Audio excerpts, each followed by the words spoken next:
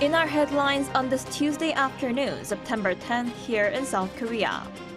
Amid rising concerns over further disruption to the healthcare system, President Yoon assured the public that there won't be any concerns during the Chuseok holiday, saying many local hospitals will remain open. Also ahead of the holiday next week, government authorities, ruling party officials, and representatives from the farming industry are working together to stabilize food prices, particularly for rice and beef. Dozens of people are dead or missing after Typhoon Yagi, one of the most powerful storms to hit Asia this year, made landfall in Vietnam on Saturday.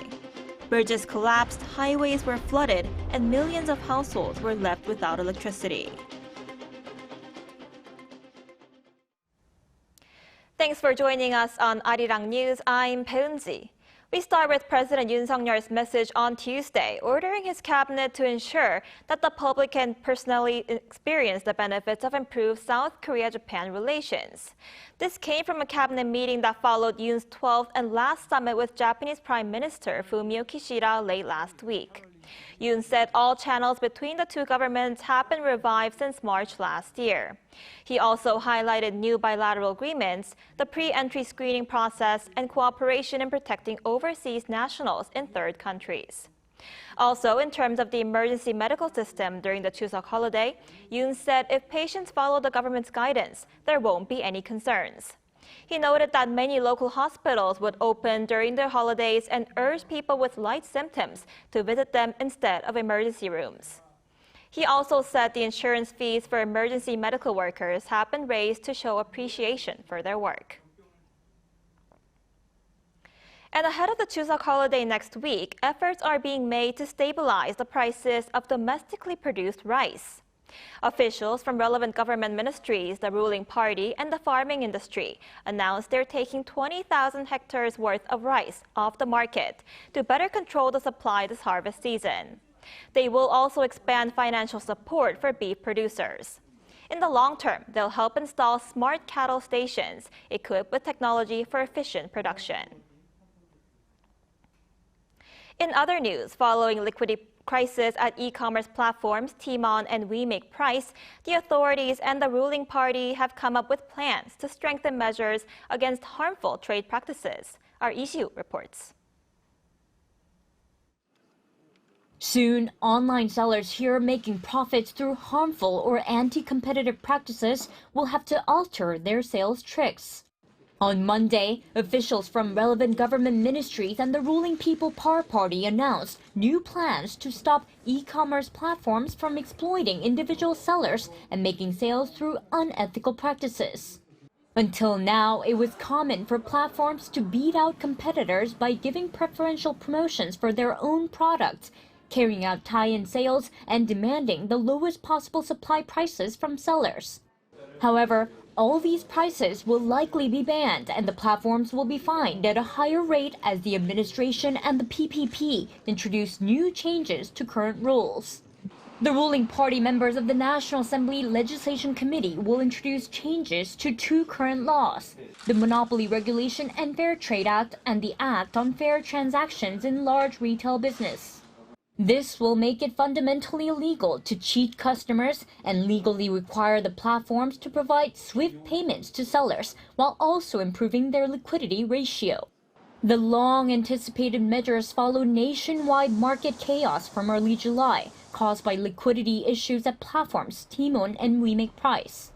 Subsequent government support measures soon after helped sellers awaiting payment and customers waiting for refunds, but there have since been numerous calls for measures for proactive prevention. Lee Si-hoo, Arirang News. More than 200 military doctors will be additionally dispatched to emergency rooms at hospitals that are experiencing a lack of medical personnel. And the government once again made clear that its plan to raise the medical school quota will be realized. Our Kim Dami explains more. The Ministry of Health and Welfare announced that following the dispatching of 15 last week, 235 additional military doctors will be gradually assigned to medical facilities from Monday to Wednesday. Despite some of the military doctors requesting to return and refusing to work as they lack the necessary experience, the government is committed to enhancing training and communication. Meanwhile, South Korean lawmakers are working to address concerns about potential disruptions in the medical system ahead of the Chuseok holiday. Floor leaders of the rival parties met with the National Assembly Speaker on Monday and agreed to work together to bring doctors to the discussion table. This follows a proposal by the People Power Party to establish a joint consultative body involving rival parties, the government, and relevant members of the medical community to resolve disputes related to the medical reform. However, the Korean Medical Association said it is hesitant about participating in the talks, as it's demanding that the government scraps its plan to increase next year's medical school quota. The association also reaffirmed its position in a public statement released on Monday, asserting that the only way to bring back the trainee doctors is for the government to fully withdraw its plan to expand medical school quotas.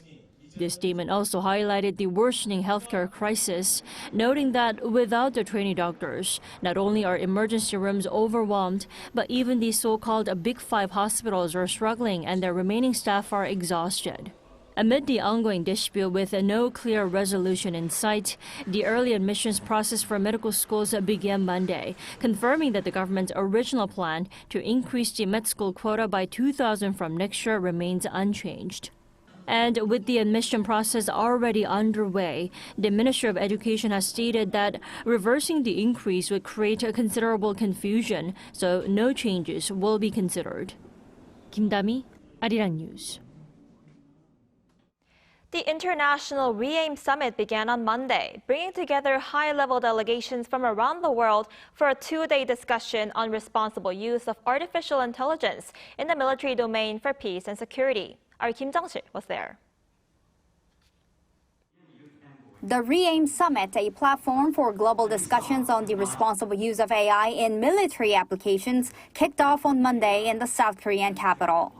Following the first summit co-hosted by South Korea with the Netherlands in The Hague, this second summit was co-hosted by South Korea, the Netherlands, Singapore, Kenya, and the UK. South Korean Foreign Minister Cho Tae-yeol stressed the importance of the summit amid rising geopolitical tensions. Faced with profound uncertainties on both technological and geopolitical fronts, it is all the more imperative that we set the norms and governance for responsible AI to ensure international peace and security and to preserve human dignity. Minister Cho called for a balanced assessment of AI's impact on global peace and security. He also highlighted the importance of pooling ideas to ensure the responsible use of AI and called for a robust governance framework to establish guardrails. The Netherlands Defense Minister Ruben Brekelmans also underscored the importance of international cooperation. REAIM shows that we stand united in dealing with current challenges. It represents our shared dedication to develop and deploy applications of AI in a responsible way. Delegations from more than 90 countries took part in the summit along with experts in the military and AI sectors. And South Korea is a global leader in technology and is really innovating in ways to use AI and autonomy in the military space as well. He further addressed why stakeholders need to discuss the responsible use of AI in the military domain. The technology is widely available. Anyone can go online and download AI tools that they can use. And so I think we need to assume that competitor nations, rogue nations, terrorist groups all have access to AI. And we just need to find ways to ensure that the AI that we're using for defense is better. On the second day, the REAIM Summit plans to adopt a blueprint for action that aims to outline guidelines for responsible AI governance. Kim Jung-sil, Arirang News. Shifting gears, after North Korea unveiled a new mobile missile launcher earlier this week, the Pentagon said the regime's show of military power is nothing new, while reiterating security cooperation with regional allies. According to Pentagon Press Secretary Pat Ryder on Monday, the regime has always used media reports or images to send messages referring to the photo showing a new 12-axle transporter erector launcher. While Reuters said he won't comment on the military capability of the latest launcher, it raises speculation that the North could use the vehicle to launch a new intercontinental ballistic missile. Amid the latest threat, the press secretary said the primary focus is to work with its allies, including South Korea and Japan, to preserve regional security and stability, while deterring a potential North Korean attack.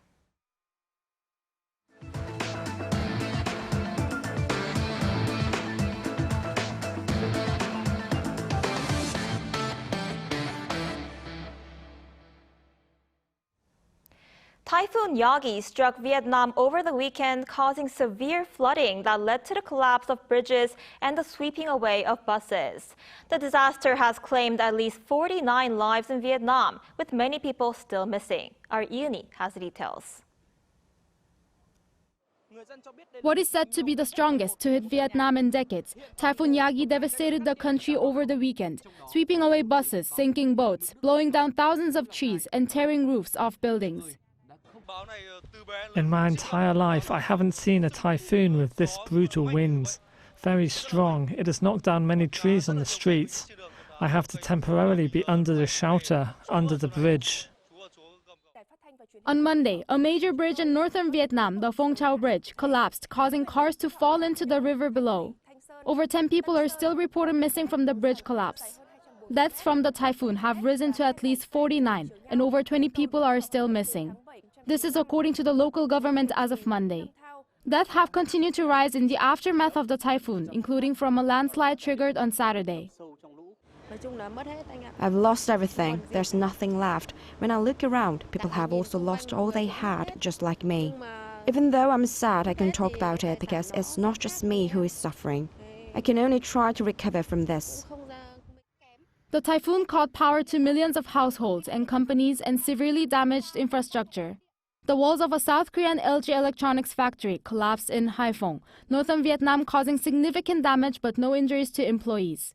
LG Electronics said that refrigerators and washing machines were floating in the floodwater.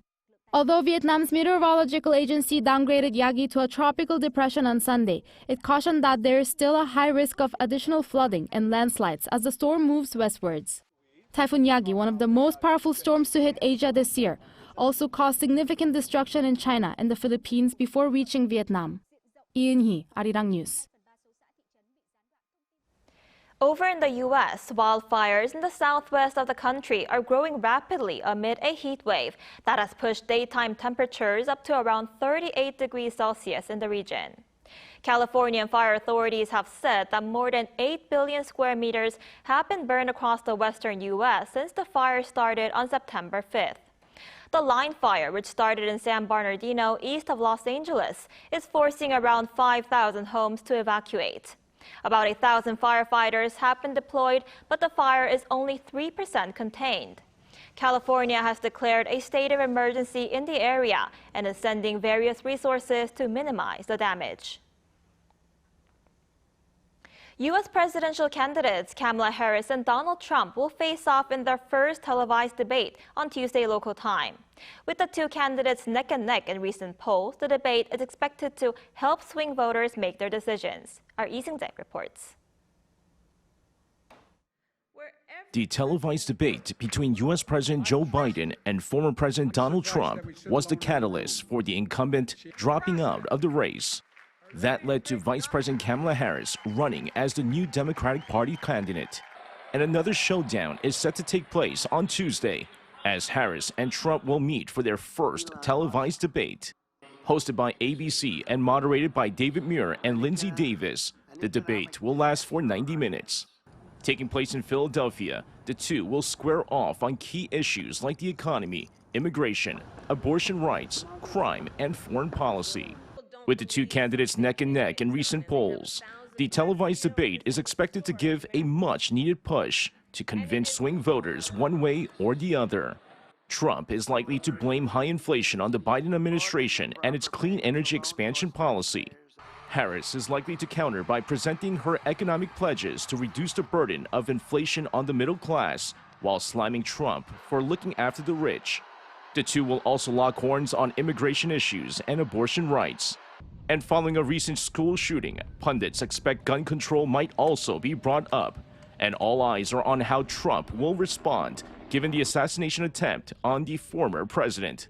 As for the rules of the debate, the mics will be muted while each candidate takes their turn to speak, despite a request from the Harris camp to have the microphones open at all times. The debate will begin with questions from the moderators with no opening statements. Harris and Trump will, however, have a chance at the end for a 2-minute closing statement. 이승재, Arirang News.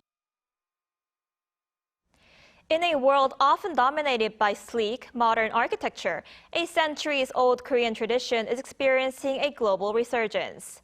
A unique educational program is helping to preserve and promote the ancient art of Hanok construction. Our Munhaeron went there to take a look.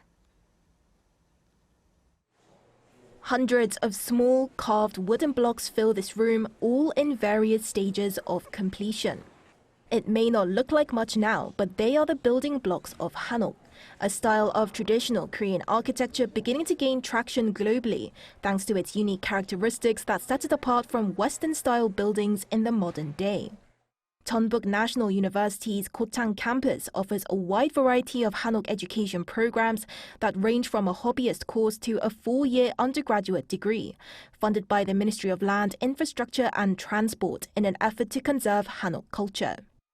Students come from a wide variety of backgrounds as a result, including this group of students who are learning how to build ondol, an underfloor heating system, and how to apply clay to walls. They're all professionally trained architects wanting to integrate Hanok elements into their work, and 2 months into the course, their perspectives on Hanok are changing. I used to think of Hanok as just houses that people used to live in back in the day. But since I began this course, I realized it's more complex and worth studying in depth. Another key aspect of Hanok architecture is that it can be built and then taken apart again like Lego blocks. This is possible because these buildings don't use nails but interlocking pieces to keep the structure sturdy, and students are able to build pavilions like this before disassembling them to donate to disadvantaged communities or public institutions to be reassembled on site. As you can see behind me, students are busy learning techniques that are essential for Hanok building, especially woodwork. Wood and soil are the primary materials that go into building Hanok, making traditional Korean architecture eco-friendly and sustainable. As current global architectural trends are centered around sustainability, Hanok is an attractive building model overseas. The university exports Hanok to many countries around the world, including the likes of Vietnam, the Philippines, Algeria, and the United States. The most rewarding aspect of teaching the program here is when people overseas recognize the beauty of Hanok when we export Hanok to their countries. The future of Hanok seems bright, with more orders coming in and women also taking an interest in learning Hanok architecture. With this global boom, the localization of Hanok to fit their new overseas environment will be the next step in preserving and promoting Hanok culture. Munhaeron, Arirang News, Gochang.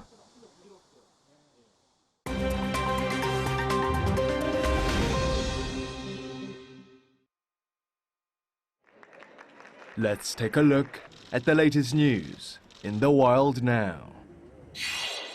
Following Algeria's presidential election on Saturday, the country's incumbent president, Abdelmadjid Tebboune, has been re-elected to the position after winning almost 95% of the votes, according to Algeria's electoral authority. Official preliminary results declared on Sunday showed Tebboune had won 94.65% of the 5,630,000 votes cast, ahead of opponents Abdel Ali Hassani Sharif's 3% and Youssef Al-Shishe's 2.1%.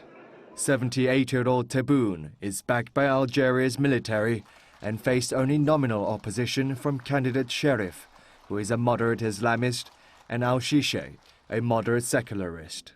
Tebboune, who is now set to serve a second term as Algeria's president, was previously elected in 2019. Tebboune's re-election will mean that Algeria, Africa's largest country by area and populated with some 45 million people, will continue with a governing program that focuses on increasing social spending, such as unemployment benefits and public housing programs, which saw an increase in Tebboune's first term as president. Filipino celebrity evangelist preacher Apollo Quiboloy, who is accused of sexual abuse and human trafficking in the Philippines and the United States, was arrested on Sunday in southern Philippines following a weeks-long police search. Quiboloy and 4 other co-accused surrendered to the police at the headquarters of the religious group, the Kingdom of Jesus Christ, in Davao City, after local authorities gave a 24-hour ultimatum to give up. 74-year-old Quiboloy and his co-accused were flown to the country's capital, Manila, on Sunday night before being locked up at the National Police Headquarters. Quiboloy, who claims to be the appointed Son of God, is the founder of the Kingdom of Jesus Christ and is also wanted in the U.S. on charges of sex trafficking and bulk cash smuggling. Quiboloy, who has millions of followers in the Philippines, has denied the charges. The country's president, Ferdinand Marcos Jr., said Monday that he will not be given special treatment. In Nigeria, at least 48 people have died after a fuel tanker truck collided with another vehicle and exploded on Sunday. The State Emergency Management Agency in north-central Niger State said that the fuel truck collided with a truck in the state's Agay area, carrying travelers and livestock such as cattle, while several other vehicles were also caught up in the incident. Abdullahi Baba Arab, Director General of the Niger State Emergency Management Agency, said that at least 50 cattle were burned alive at the scene of the crash, and that victims that have burnt beyond recognition were given a mass burial near the site of the accident. Niger Governor Mohamed Umaru Bago expressed condolences and warned drivers to always be cautious and abide by road traffic regulations to safeguard lives and property. Serious road accidents are commonplace in Nigeria, where according to the country's Federal Road Safety Corps, there were 1,531 gasoline tanker crashes in 2020 alone. Kim Xiang, Arirang News.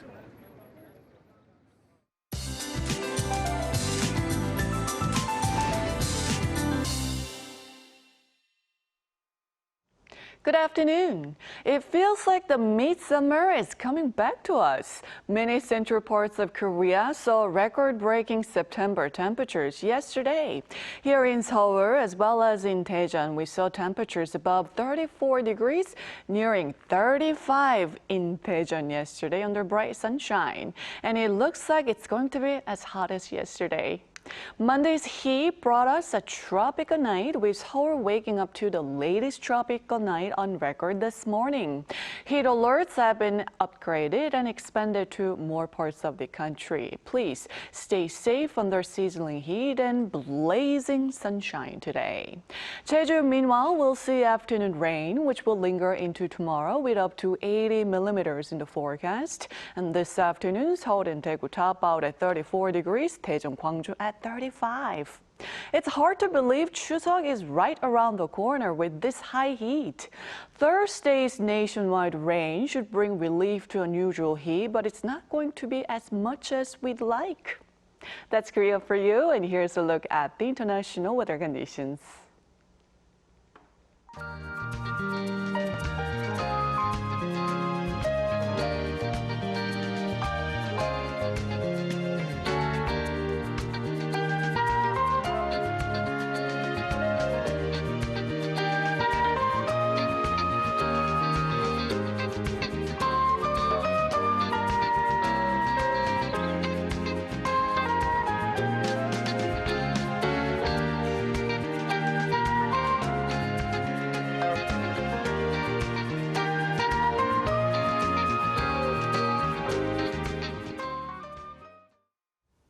Now that ends our Tuesday afternoon newscast. Do stay with us for our panel session coming up next.